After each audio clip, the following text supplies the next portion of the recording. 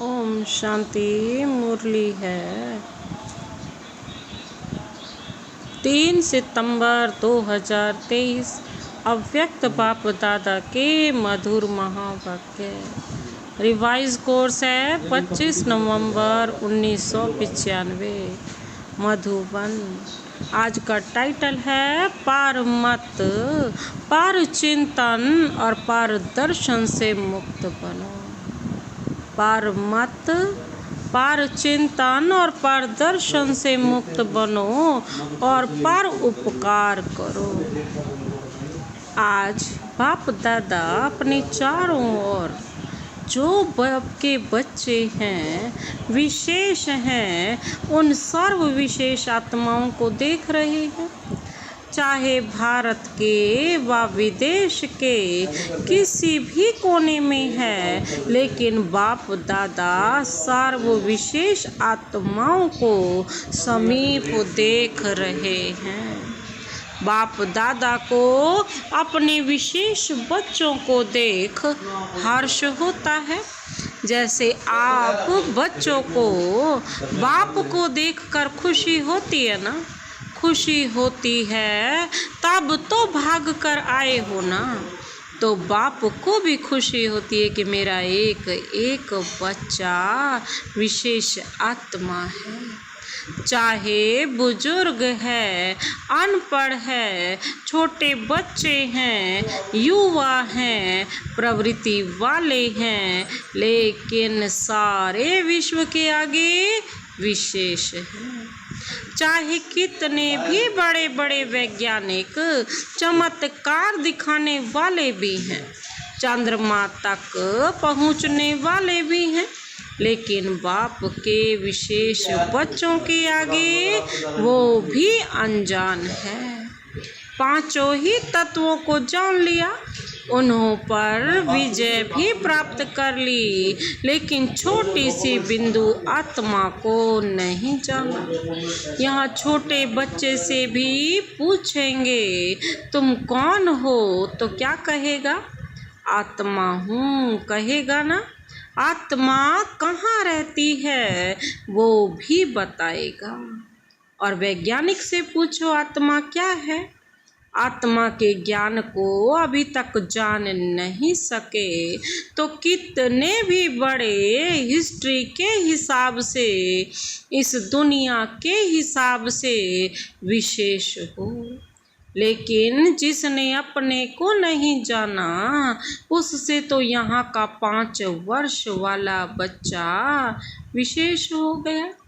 आप लोगों का शुरू का बहुत फलक का गीत है, याद है कौन सा गीत है?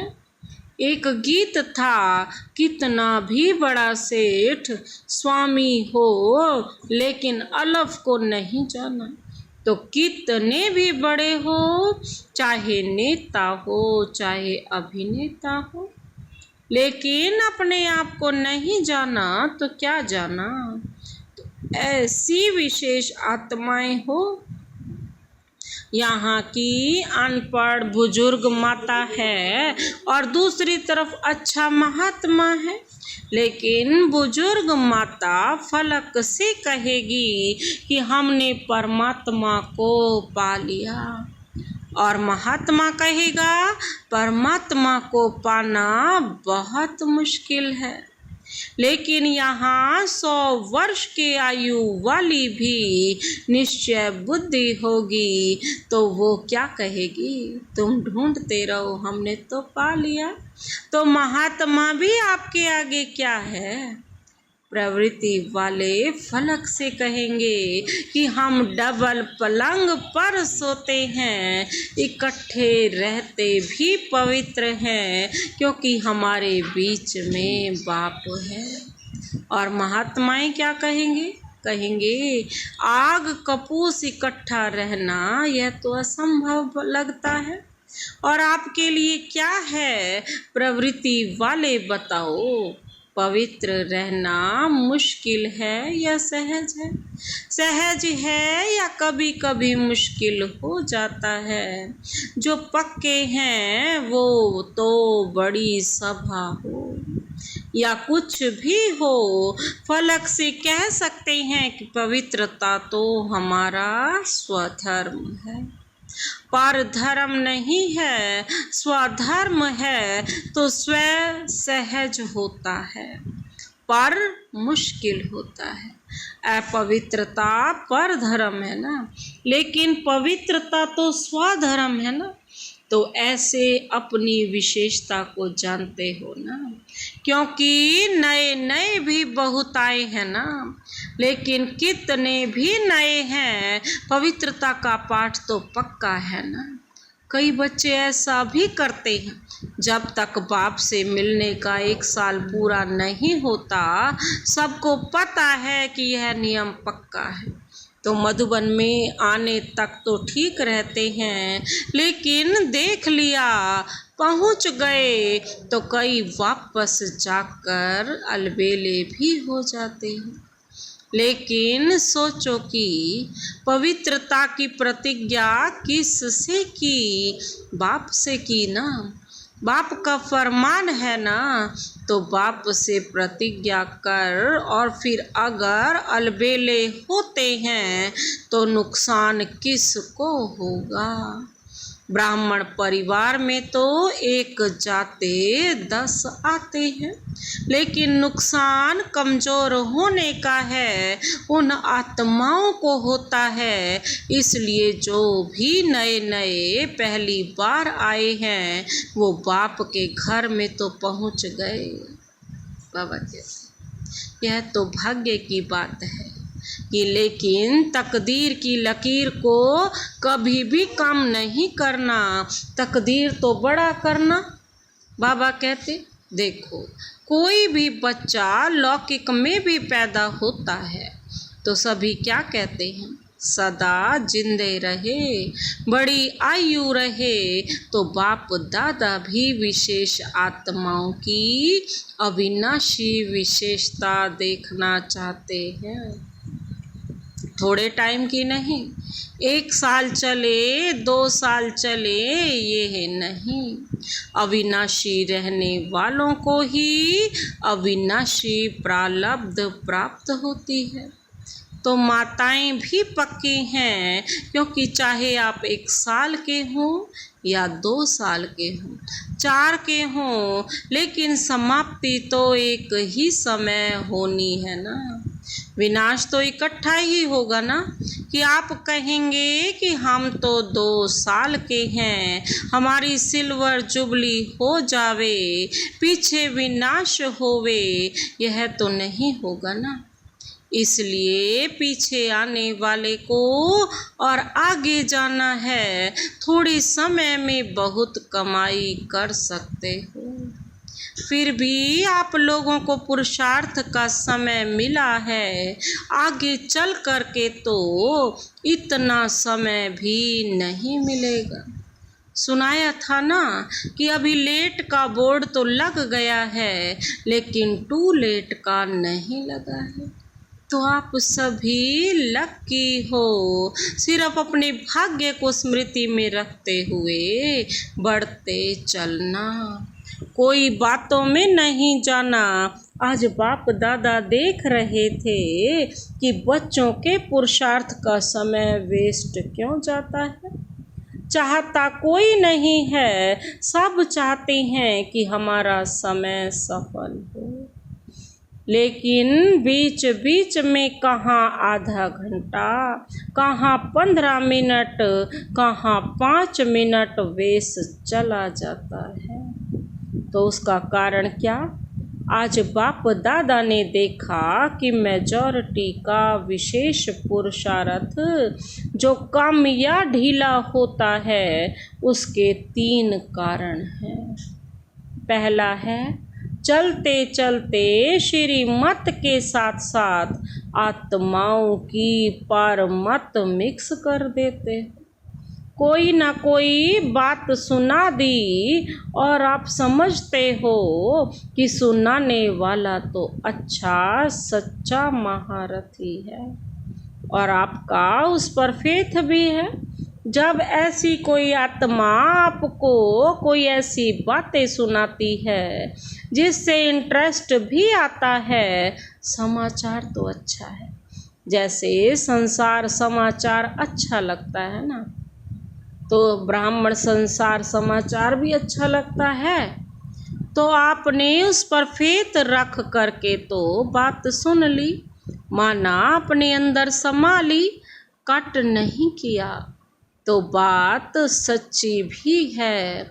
समाचार सच्चा भी होता है, सब झूठा नहीं होता, कोई सच्चा भी होता है। लेकिन आपका फरमान क्या है कि ऐसे समाचार भले सुनो, ये है फरमान नहीं।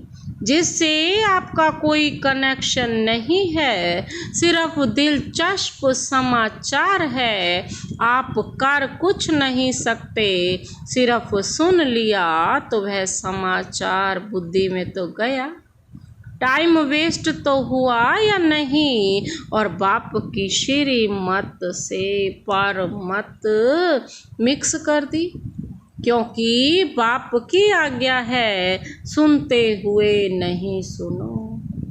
तो आपने सुना क्या, क्यों उसकी आदत डाली? मानो एक बारी आपको समाचार सुनाया, आपको भी बहुत अच्छा लगा, नई बात है, ऐसा भी होता है, ये पता तो पड़ गया। लेकिन अगर एक बारी आपको उनकी बात सुनी तो दूसरी बारी वो कहाँ जाएगा, आपके पास आएगा। आप उसके लिए कूड़े का डब्बा बन गए ना।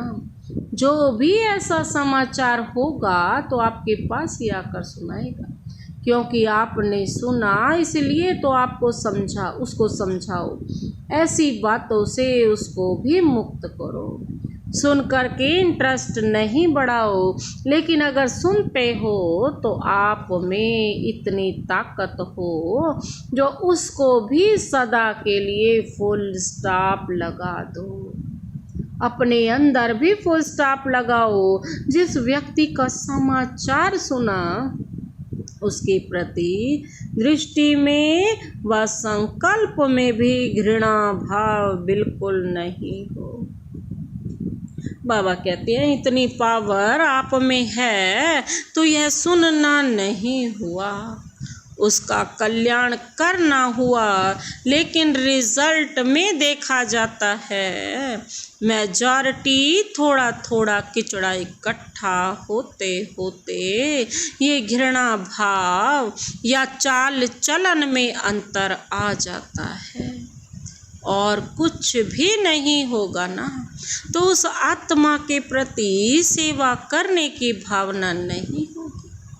बाबा कहते हैं भारीपन होगा, इसको कहा जाता है श्रीमत में परमत मिलाना।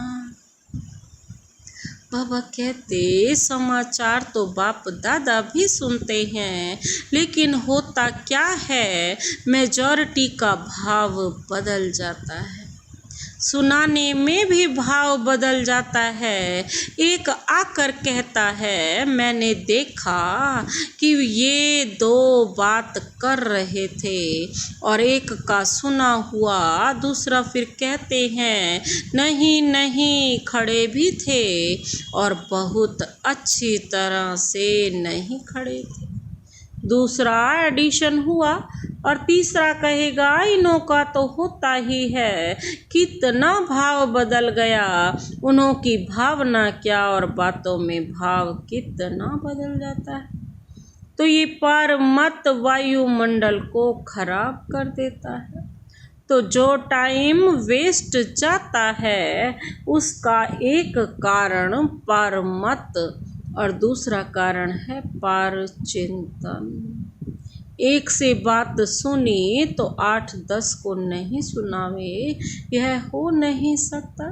अगर कोई दूर देश में भी होगा ना तो भी उसको पत्र में भी लिख देंगे यहाँ बहुत नई बात हुई है, आप आएंगे ना तो ज़रूर सुनाएंगे। अब बाबा कहते तो ये क्या हो गया पर चिंतन। समझो आपने 4 को सुनाया, उन 4 की भावना उस आत्मा के प्रति आपने खराब तो की ना, और पर चिंतन शुरू हुआ तो इसकी गति बड़ी फास्ट और लंबी होती है। पर चिंतन 1-2 सेकंड में पूरा नहीं होता। जैसे बाप दादा सुनाते हैं कि जब किसको भी ज्ञान सुनाओ तो इंटरेस्ट दिलाने के लिए उसको कहानी के रीति से सुनाओ। पहले ये हुआ, फिर क्या हुआ, फिर क्या हुआ, फिर क्या हुआ तो इंटरेस्ट बढ़ता है ना। ऐसे जो पर चिंतन होता है वो भी एक इंटरेस्टेड होता है, उसमें दूसरा जरूर सोचेगा फिर क्या हुआ, फिर ऐसे हुआ, हाँ ऐसे हुआ होगा। तो ये भी कहानी बड़ी लंबी है। बाप दादा तो सबकी दिल की बातें सुनते भी हैं, देखते भी हैं। कोई कितना भी छिपाने की कोशिश करे, सिर्फ बाप दादा कहाँ कहाँ लोक संग्रह के अर्थ खुला इशारा नहीं देते। बाकी जानते सब हैं, देखते सब हैं। कोई कितना भी कहे कि नहीं मैं तो कभी नहीं करता, बाप दादा के पास रजिस्टर है, कितने बार किया। यह सब रजिस्टर सिर्फ कहाँ कहाँ चुप रहना पड़ता है तो दूसरी बात सुनाई, पर चिंतन उसका स्वचिंतन कभी नहीं चलेगा। कोई भी बात होगी पर चिंतन वाला अपनी गलती भी दूसरे पर लगाएगा, और पर चिंतन वाले बात बनाने में नंबर 1 होते हैं। पूरी अपनी गलती दूसरे के प्रति ऐसे सिद्ध करेंगे जो सुनने वाले बड़ों को भी चुप रहना पड़ता है।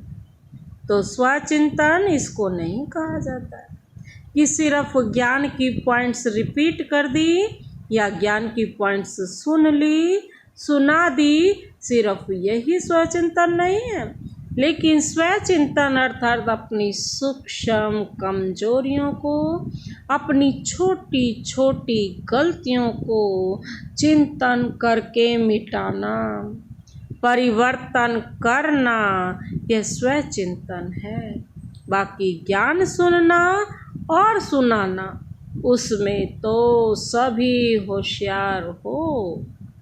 बाबा कहते हैं वो ज्ञान का चिंतन है, मनन है, लेकिन स्वचिंतन का महीन अर्थ अपने प्रति है।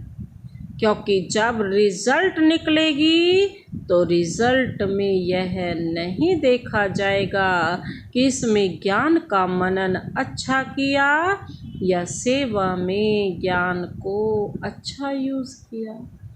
इस रिजल्ट के पहले स्वचिंतन और परचिंतन, स्वचिंतन और परिवर्तन। स्वचिंतन करने का अर्थ ही है परिवर्तन करना।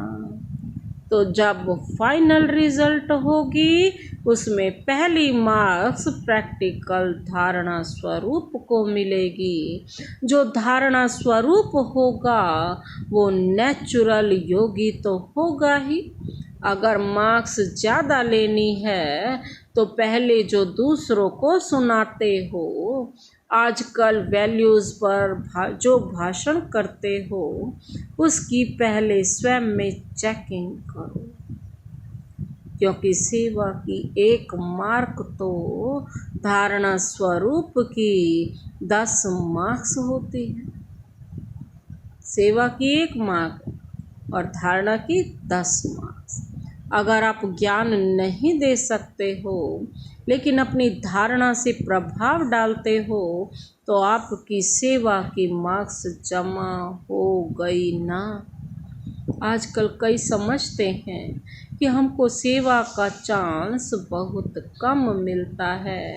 हमको चांस मिलना चाहिए, दूसरे को मिलना है, मेरे को क्यों नहीं। सेवा करना बहुत अच्छा है, क्योंकि अगर बुद्धि फ्री रहती है तो व्यर्थ बहुत चलता है।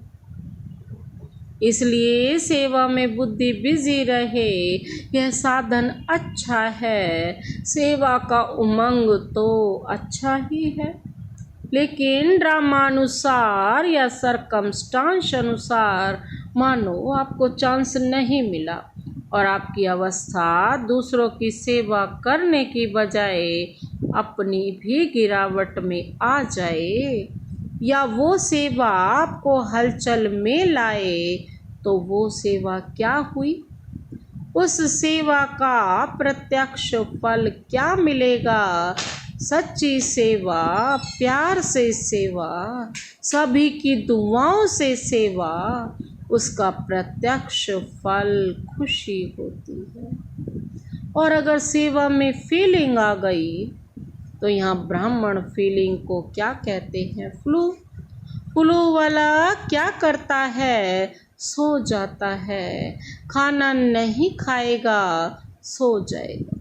यहाँ भी फीलिंग आती है तो या खाना छोड़ेगा या रूठ करके बैठ जाएगा। तो यह फ्लू हुआ ना। बाबा कहते अगर आप धारणा स्वरूप हो, सच्चे सेवाधारी हो, स्वार्थी सेवा नहीं, एक होती है कल्याण के भावना की सेवा और दूसरी होती है स्वार्थ से।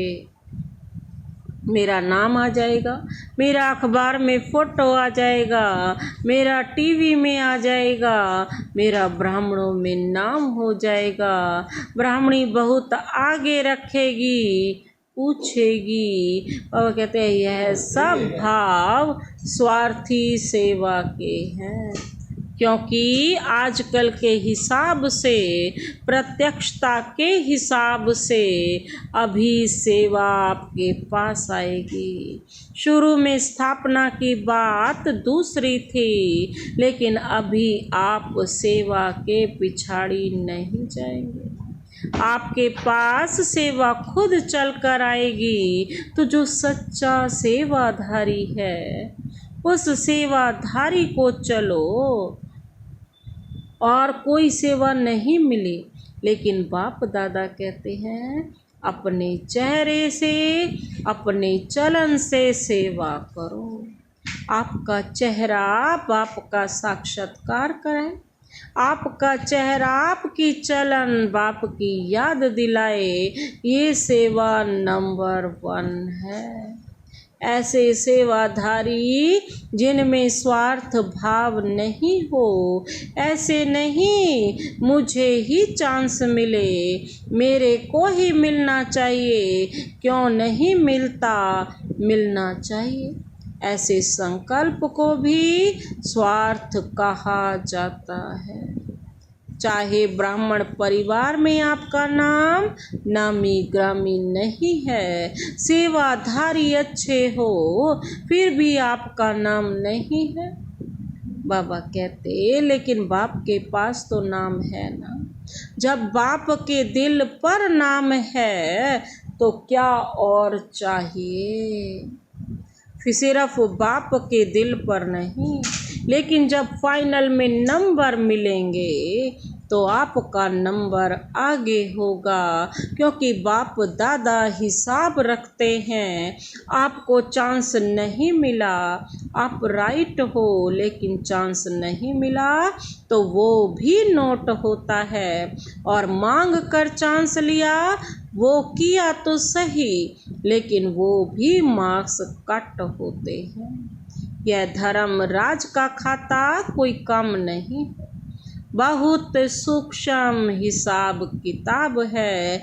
इसलिए निस्वार्थ सेवाधारी बनो, अपना स्वार्थ नहीं, कल्याण का स्वार्थ हो। यदि आपके पास चांस है और दूसरा समझता है कि हमको भी मिले तो बहुत अच्छा, और योग्य भी हैं, तो अगर मानो आप अपना चांस उसको देते हो तो भी आपका शेयर उसमें जमा हो जाता है। चाहे आपने नहीं किया लेकिन किसको चांस दिया तो उसमें भी आपका शेयर जमा होता है, क्योंकि सच्चा डायमंड बनना है ना, तो हिसाब किताब भी समझ लो। ऐसे अलबेले नहीं चलो, ठीक है हो गया। बहुत सूक्ष्म में हिसाब किताब का चौपड़ा है, बाप को कुछ करना नहीं पड़ता है, ऑटोमेटिक है। कभी कभी बाप दादा बच्चों का चौपड़ा देखते भी हैं कि क्या हिसाब किताब है। तो पहली बात बाप कहते हैं पार मत, और दूसरी बात है पार चिंतन, और तीसरी बात है पारदर्शन। दूसरे को देखने में मेजॉरिटी बहुत होशियार है। पारदर्शन जो देखेंगे तो देखने के बाद वह बात कहाँ जाएगी, बुद्धि में ही तो जाएगी ना। और जो दूसरे को देखने में समय लगाएगा उसको अपने को देखने का समय कहाँ मिलेगा।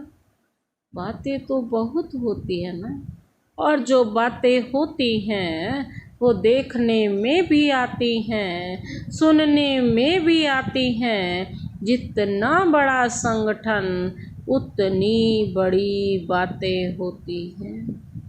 ये बातें क्यों होती हैं, कई सोचते हैं यह बातें होनी नहीं चाहिए, नहीं होनी चाहिए तो ठीक है, लेकिन जिसके लिए आप समझ रहे हो नहीं होनी चाहिए उसमें समय क्यों दिया। और ये बातें ही तो पेपर है ना। जितनी बड़ी पढ़ाई उतने बड़े पेपर भी होते हैं। यह वायुमंडल बनना यह सबके लिए पेपर भी है कि पार मत या पार दर्शन या पार चिंतन में कहाँ तक अपने को सेफ रखते हो।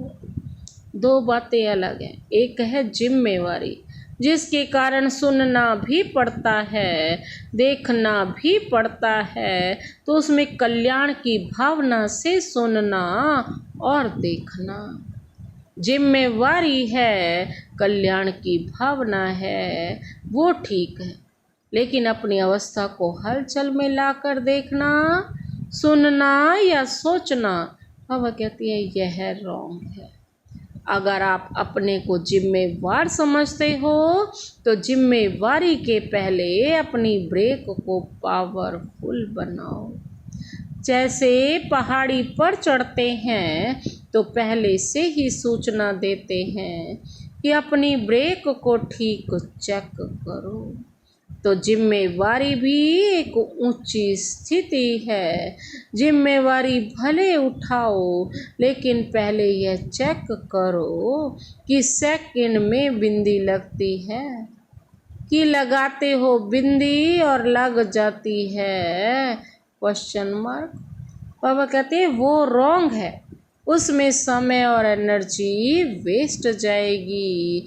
इसलिए पहले अपना ब्रेक पावरफुल बनाओ, करो। चलो, देखा सुना, जहाँ तक हो सका कल्याण भी किया और फुल स्टॉप।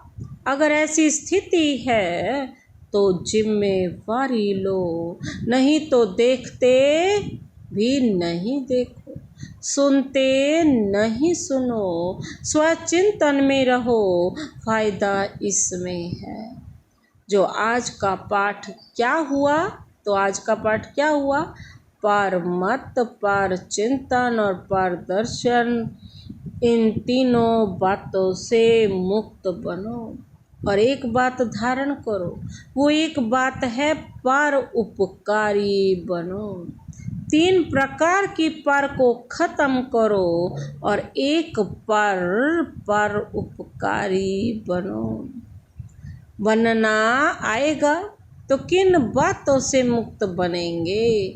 माताएं क्या करेंगी, बच्चों के उपकारी या परोपकारी, सर्व उपकारी सहज है या कठिन है?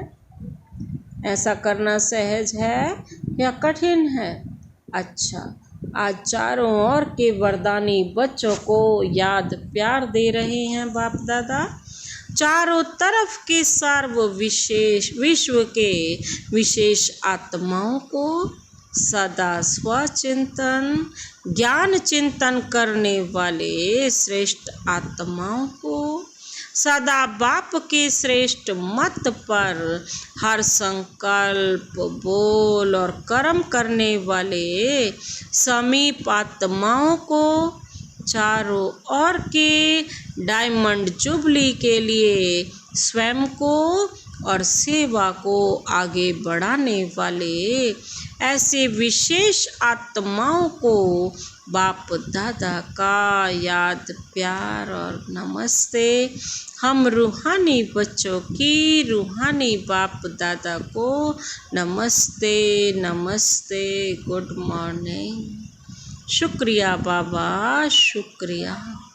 आज का वरदान है, महावीर बन संजीवनी बूटी द्वारा मूर्छित को सुरजीत करने वाले शक्तिवान भव। महावीर बन संजीवनी बूटी द्वारा जो सारी दुनिया मूर्छित पड़ी है उसको सुरजीत करने वाले शक्तिवान भव। स्पष्टीकरण है, जैसे सूर्य स्वयं शक्तिशाली तो चारों ओर अपनी शक्ति के प्रकाश फैलाता है ना, ऐसे शक्तिवान बन अनेकों को संजीवनी बूटी देकर मूर्छित को सुरजीत बनाने की सेवा करते रहो। तब कहेंगे महावीर। सेवा स्मृति रखो, सदा स्मृति रखो कि हमें विजयी रहना है और सबको विजयी बनाना है। विजयी बनने का साधन है बिजी रहना। स्व कल्याण अथवा विश्व कल्याण के कार्य में बिजी रहो तो विघ्न विनाशक वायुमंडल बनता जाएगा। आज का स्लोगन है, दिल सदा एक दिलाराम में लगी रहे, यही सच्ची तपस्या है। दिल सदा एक दिलाराम में लगी रहे, यही सच्ची तपस्या है। अच्छा, ओम शांति।